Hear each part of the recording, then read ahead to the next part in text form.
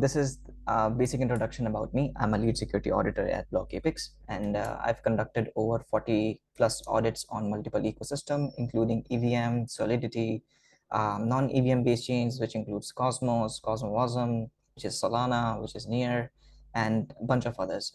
Some of them includes also Motoko language, which is relatively new to ICP.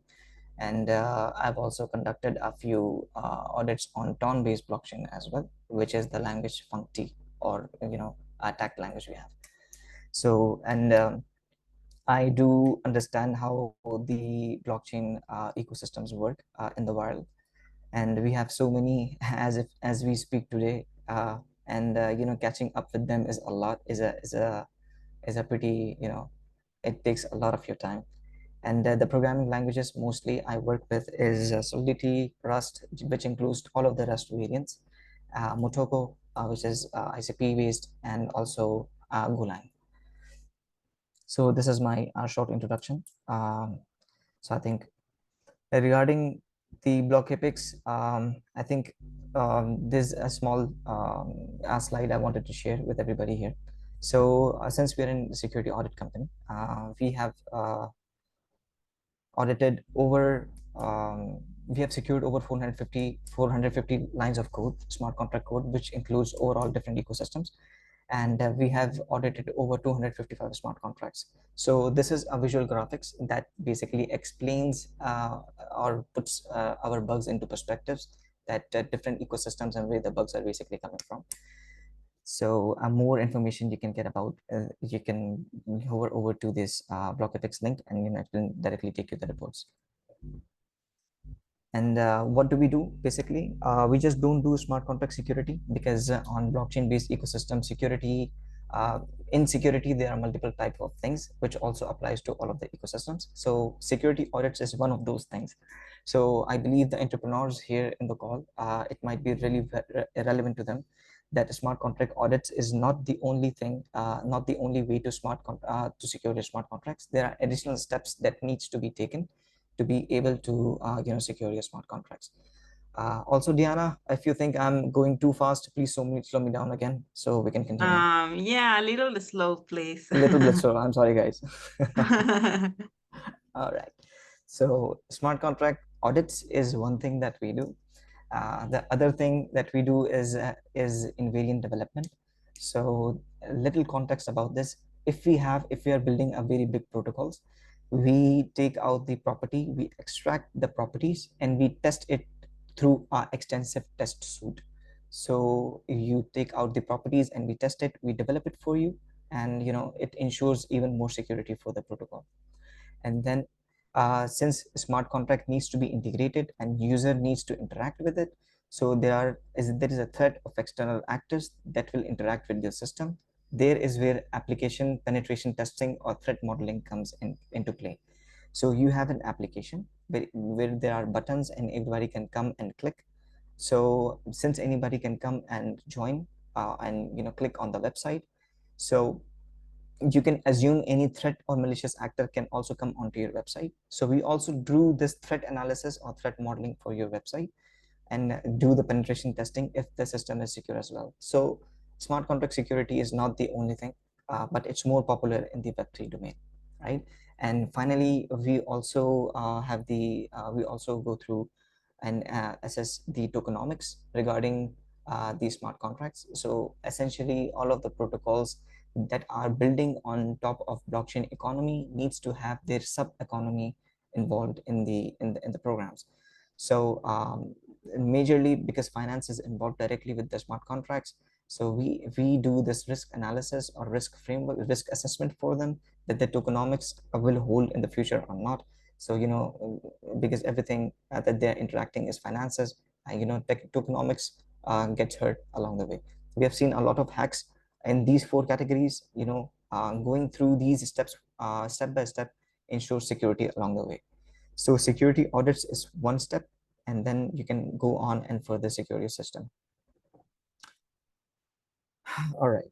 So I think this specific talk is related to the ICP based ecosystem. So I will not be talking about the other ecosystems and how they work and all that. So I think the prerequisite for this specific workshop will be how the canisters work. So I'm assuming everybody here has a basic concept of what an ICP canister is and how a user interacts with an ICP canister on an ICP network. So in different blockchains, we assume a smart contract as a canister. And in this specific context in ICP, we assume a build that is going to be deployed as a canister. So it is not only smart contract, it can be your front end application as well, which gets deployed onto the application, onto the blockchain. So what we do as an auditor or as a security engineer or as a developer, in fact, is we have this mindset in place. In order to secure your system, you have to think like an attacker, right? So this is a mindset that you have to adopt when you're securing smart contracts.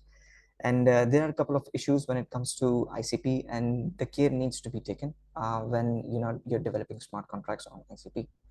So first thing, there is this canister autonomy and state management. So we know this canister specifically in domain of Motoko. If you're developing a smart contract on specifically on Motoko, then we know the canisters manage their own states, but without the strict checks and the data handling during these operations that the canisters perform, they can be exploited by the attacker through the unauthorized accesses or the street corruptions.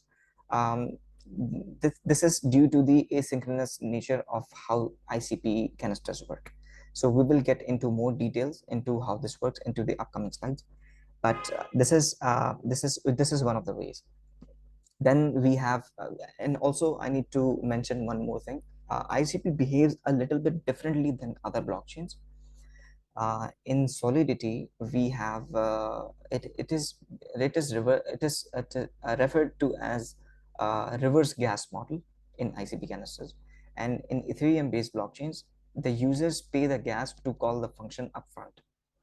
And in ICP canisters, the deployer of the canisters tops up the canister, so anybody can simply come in without spending additional gas. So there is this two difference between how these two ecosystems work. And there are different exploits that come around in between this. So since we have this context now, so you need to top up ICPs into the canister for it to work properly and to function. The second thing that comes into play is abusing messages ordering and state inconsistency. ICP ecosystem does not guarantee you that if you call one canister from another canister multiple times, the order of messages that is going to be written to your canister is going to be in an exact order that you expect. So this is an inconsistency that you need to be aware of to be able to handle the logic in your smart contracts. So this is something you can say either a pro or con of ICP, but this needs to be taken care of. The third thing is resource exhaustion through cycle management. This is due to the reverse gas cycle, as I mentioned before. So people or the deployer of the canister needs to explicitly deposit the cycles into the purchase ICP and deposit ICP cycles. And whenever a function is run on the canister, some cycles are used. So if those functions are not properly guarded, so they can be cyclist drainage attacks, and the canisters can be brought down due to by uh, running out of canister cycles. So this is also one of the threats. And also there is a mechanism of manipulating upgrade processes. So we have a process of upgrading the canisters when we are developing, because we know that we are going to roll out a version 2, or we are going to add additional functionalities there. So we need to, in order for us to deploy another contract, we need the state as well. So in order to migrate that state, we have this upgrade functionality that ICP gives us. So having all of these pieces in place, I think we can move on to what the actual attack vectors in the ICP ecosystems are. All right.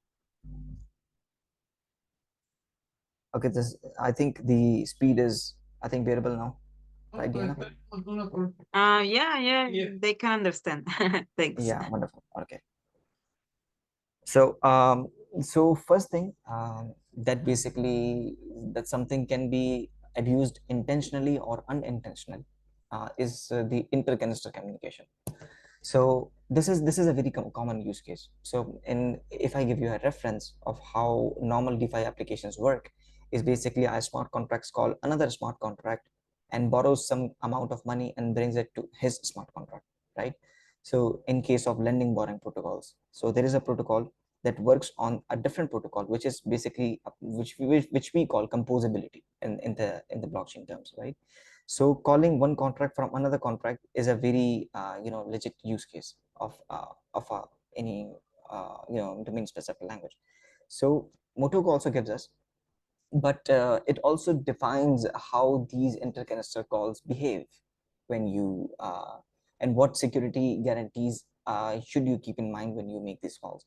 Since ICP is asynchronous in nature, so what you can do is there is an inconsist there can be cases. These are all cases that might be an issue in a smart contract, but majorly this is what we have seen while auditing smart contracts in ICP canisters.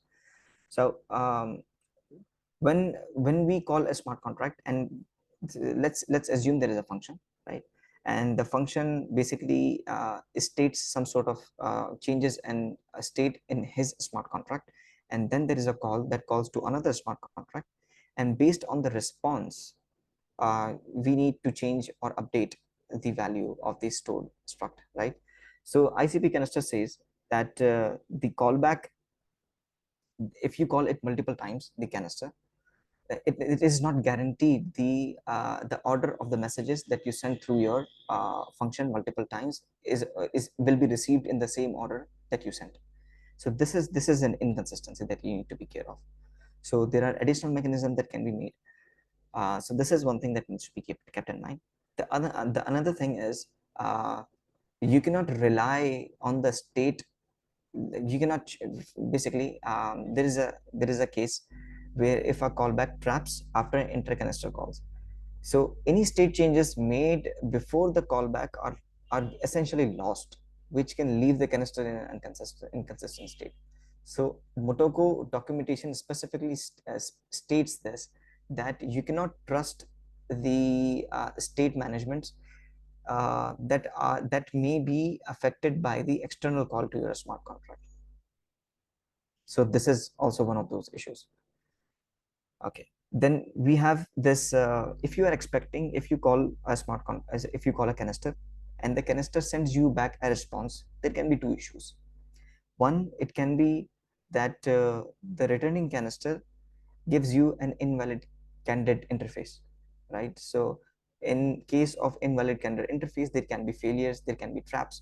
If there is a trap, it is bad because your transaction will be executed up to the point where the trap is, and the rest of the function will not be executed, leaving again your canister in an inconsistent state, right?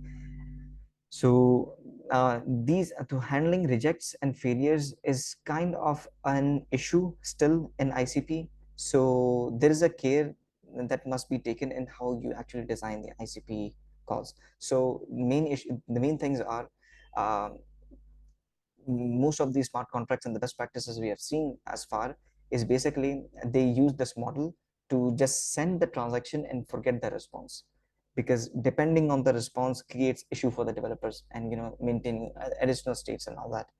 So this works best because the later the state can be updated through either a timer or a heartbeat, and the function can be made independent of the responses, so the canisters cannot be fall into an inconsistent state, right? So this is basically the handling of rejects and failures.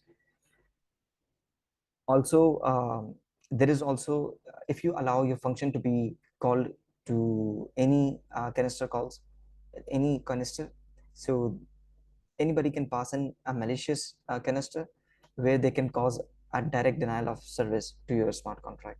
So what they can do is they can also withhold the response that you expect in the canister smart contract, and they may not even send you the smart contract. And additionally, they can extend this to attack your smart contract and deplete the and convert this into a cycle lineage attack. So untrusted canister calls can also be an issue, right? And also, I think this is not an issue on the ICP side of things, but I think this is something that needs to be kept in mind, but because this can happen unintentionally. We don't want to lock ourselves in a deadlock. So for example, if there is a canister A that calls canister B, and there is a canister B that calls canister C, and then canister C calls the canister A again, so it will be in a loop. We don't want to call that in a loop, otherwise they will be a deadlock. So the function cannot be called, and it will be a complete denial of service for everybody, right?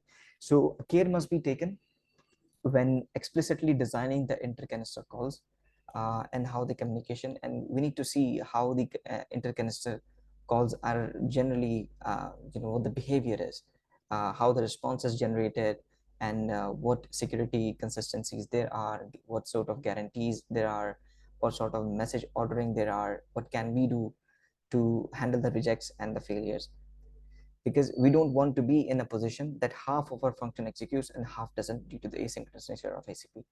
That can lead to further attacks such as cyclic ninja attacks or double spending attacks, since we uh, you know mainly work with financial assets on blockchains. So this is one part. So on the right hand side, I think you can see a function that we have created. This is basically an example I copied from the ICP documentation. It's basically called that you can see the caller balance, it gets the local balance, right? And the result, it gets await, transfer ICP to the caller, right? And if the result is okay, then local balance is updated. Then you assume after some number of calls, this method always traps due to a full data structure. And now you're updating the data structure, and that data structure is somewhat full. You cannot be, there might be some sort of condition that it cannot no longer be called. This can be trapped, right? So this is the partial execution. This will cause inconsistencies in the smart contract. So this is one of the examples. Okay. Hi, So and Sammy, there is a question here. Can yeah, you be attacked by a rock pool with an ICP? can you be attacked by a rug pull? Yeah. Yes, you can. It depends really, because if you design a function that is only called by a callable owner, and the owner has authority to do all sort of things. So it really depends on the developer how to design the canister. So let's say I created, you can say, a smart contract, and I'll allow people to deposit ICP into the smart contract, right? So rug pull essentially means that I will take the ICP and I will run away, right? That taking out the ICP, it needs to be done through some sort of a mechanism, through a function. If that function is available, obviously you can do whatever you want. Okay, and how can you can be protected from that? There is you cannot always be sure regarding if a canister has a backdoor or it can be rug pull. It really depends on the project owner and the community, honestly, because rug pull kind of things is, let me give an example of how some of the big protocols in the industry works. What they do is initially they build a product, right? But there is a single owner that can control everything that is going on in the protocol, but they trust the owner to not take the funds away. They trust the owner that after some months he will revoke his ownership upon everything, and then nobody will have any access to those assets. In that way, this trust and this community establishes this. If you don't trust those protocols, don't put your money inside. Oh, okay, okay, thanks. Yeah, no worries. Okay. So since we can also upgrade our canisters, upgrading means going to a different version that includes different functions and different functionalities for the protocols and all. But why do I deploy, can I not deploy another canister, and why do I need to upgrade? I can just write a new canister and I can deploy it, right? Why do I need to upgrade it? So it can be a question. The reason for this is when people use smart contracts, there is some data that gets stored into the smart contract, the canister, the smart contract, right? So when you upgrade to a new functionality, you need this data to go along with those with the new upgrade. So you need to migrate that data. You cannot do that when you deploy a new canister. All of that data is essentially gone, right? So you need to preserve that data. So this is an powerful feature of all of the base blockchain based uh, systems. Some of the blockchains don't allow, and they say this is an immutable thing and should not be changed. But for some specific reasons, for MVPs, I think upgrade processes are very crucial. But there are problems in ICP. Some of them are, there is this functionality. What happens is when you call upgrade, it calls pre-upgrade, and when pre-upgrade completes, it calls post-upgrade, and post-upgrades completes, and your data is migrated, and new functionality gets upgraded, right? So if your post-upgrade fails, your pre-upgrade passes, and your post-upgrade fails, it reverts back to pre-upgrade, and there is some hope you can make some additional changes, and your upgrade will run. But in the pre-upgrade hook, if you change, if there is some sort of a logic, and if the function traps and it can no longer be called, the canister can no longer be upgraded ever. So you will have to work with whatever that is. There is no hope. So we need to handle those upgrade mechanisms very carefully. So how do we ensure those upgrades are handled carefully? One of the things what we can do is through testing, right? You can do load testing, because there is a lot of data that is going to be migrated from one contract. There is going to be there is going to be load. You can do load testing, and you can do the functional testing regarding if the data what I'm going to migrate is able to be migrated successfully, then I can call the upgrade functionality. So these are some of the attack vectors that I'm going to talk about later in the slides, but these are some challenges that canister upgrades can cause. And if your canister is dependent on some sort of a timing mechanism, right? For example, let's say I as a user, I deposit some sort of my ICP into the canister, and let's say I stake for 30 days, right? My timer has been running for like 15 days, and the upgrade happens, right? So I might need to reset it, the timer explicitly, so that I could not, so there are no inconsistencies between the previous version and the new version. So the timer dependent functionality on the canisters needs to be evaluated carefully. And then there is this data retention. Obviously the upgrades are essential part, and the main reason to upgrade is to prevent the data and not lose it. And this can be achieved by doing thorough testing onto the before going through the upgrade process. So I think generally it is what is recommended is in upgrade processes, it is generally avoided to call the intercanister calls, because if they trap for some reason, and then again we get to this problem of a pre-upgrade blockage, and then you can no longer upgrade your canisters. So I think more documentation regarding how the upgrade behavior works can be found on the ICP Motoko documentation. So I think that will be much more helpful in this regard. Okay, so these are the most common sort of attack vectors that we have in terms of ICP, because due to the fact that anybody can initiate any call at no loss, due to the reverse gas model that we have in ICP. So we have this resource overloading, which is DAWs. Uh, you can send high volume of requests.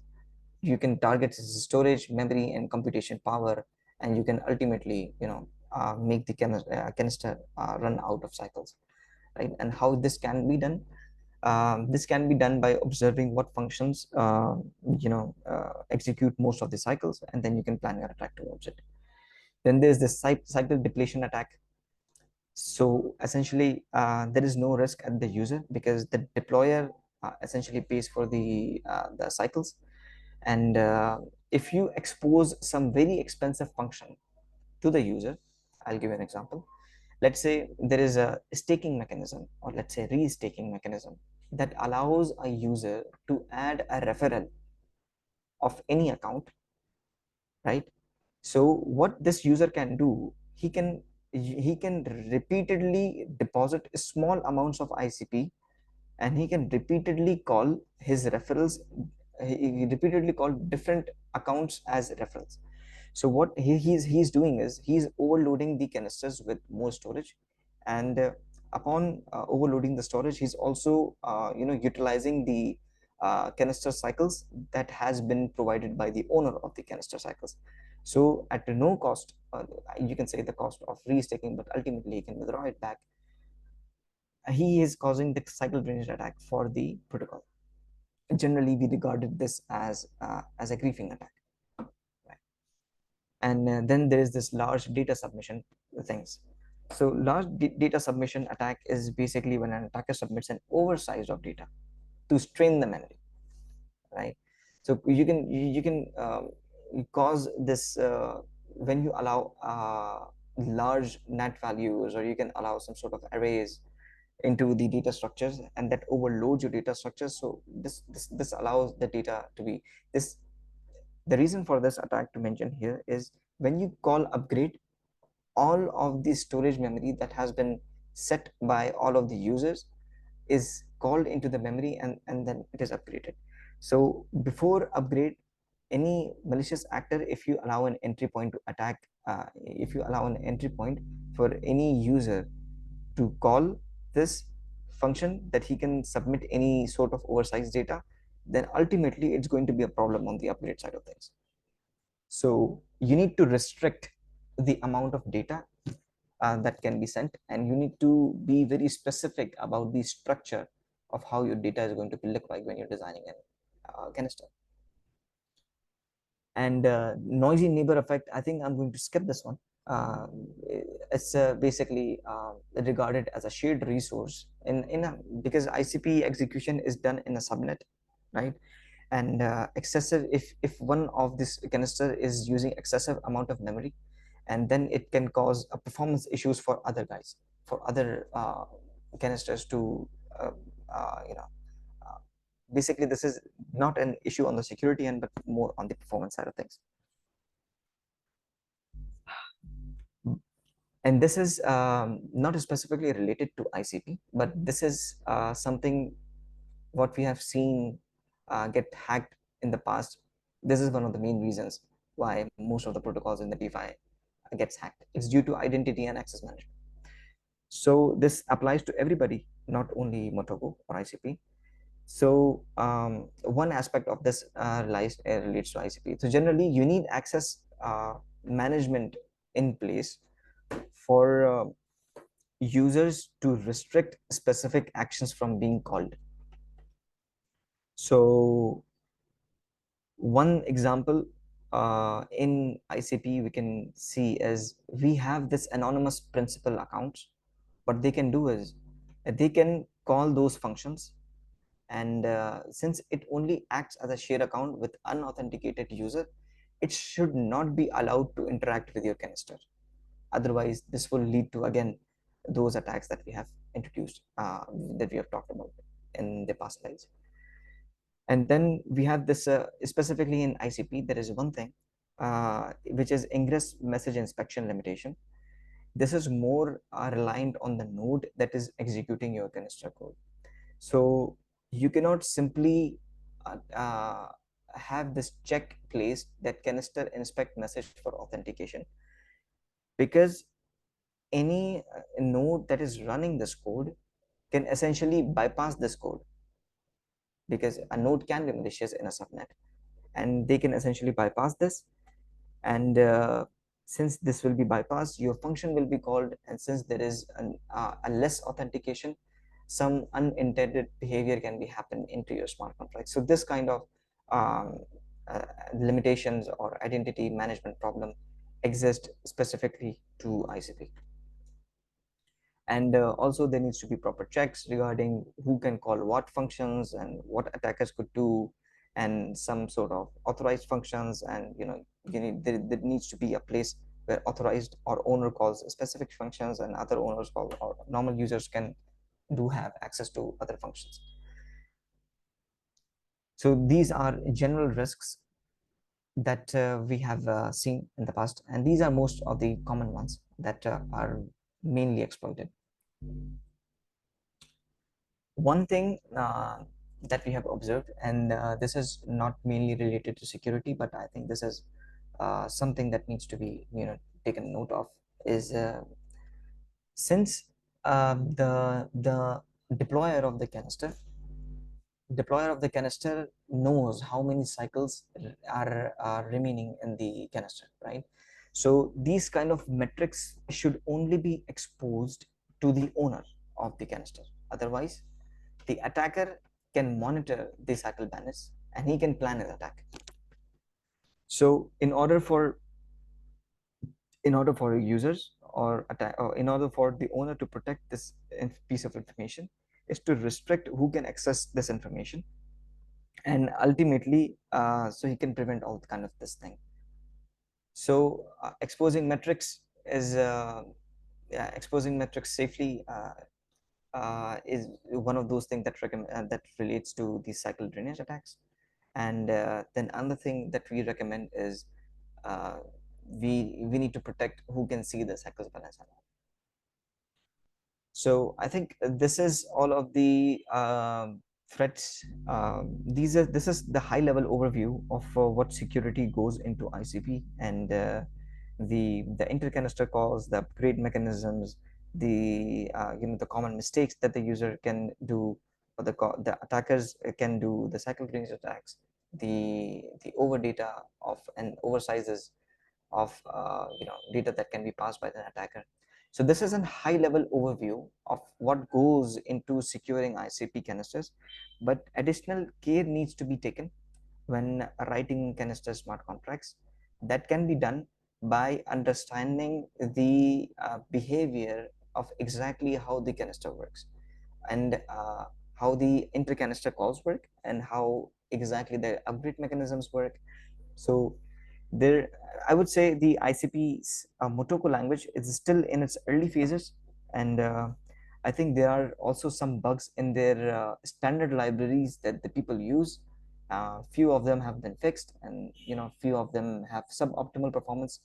So that it's, if anybody is developing on ICP platform, it falls on the responsibility to ensure all of these things goes through, and obviously when all of the testing is done, an audit is obviously required regarding how the all things can be missed, right? So further information regarding how ICP canisters and ICP network works in general, we have published a lot of articles regarding the security, everything. So you can check this out on Rocketpic's website. We have given the link. I will share it with Diana as well. So if you have any further questions, please go ahead. Yeah, thanks, Sammy, for your workshop. Is there anyone can, when there is a questions, tienen algunas dudas, you can turn on your microphone. Go ahead. Or if you can write it in Spanish, and I can help you with the translation. This space is yours. So, is anyone? En español. ¿Tienen alguna duda? Les puedo ayudar con traducir su pregunta. Pueden abrir su micrófono. Ese espacio es para ustedes. Como ven, son gente con bastante experiencia en ciberseguridad y sobre todo en ICP. Así que con confianza, ¿eh?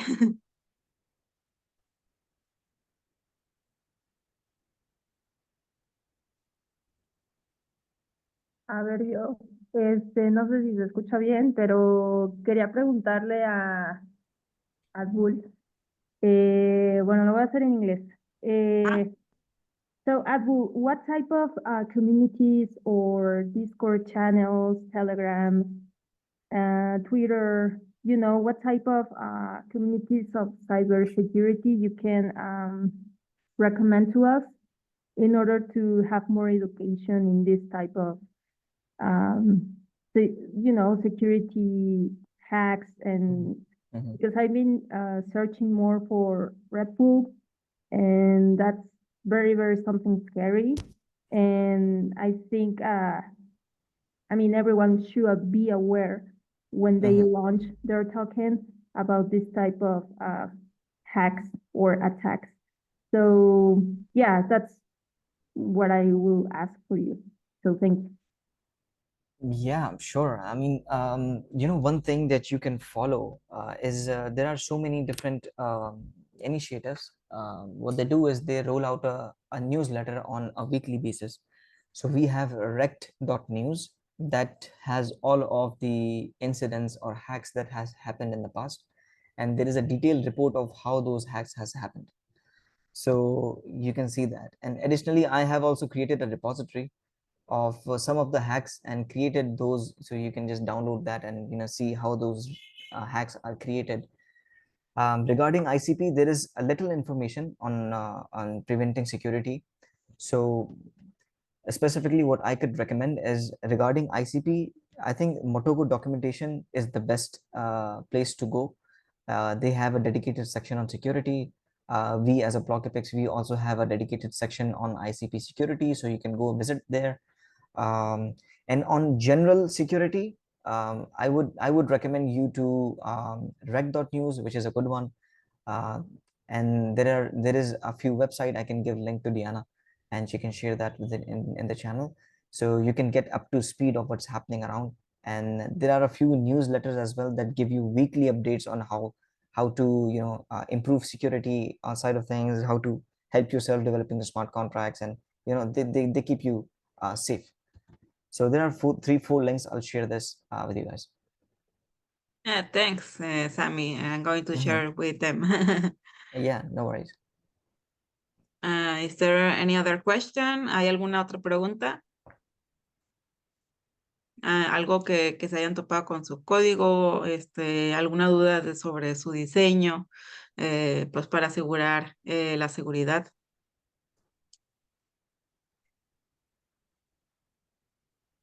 O algo de lo que explico en el tema. Cualquier duda es bienvenida, ya sea en inglés o en español. Aquí los apoyo.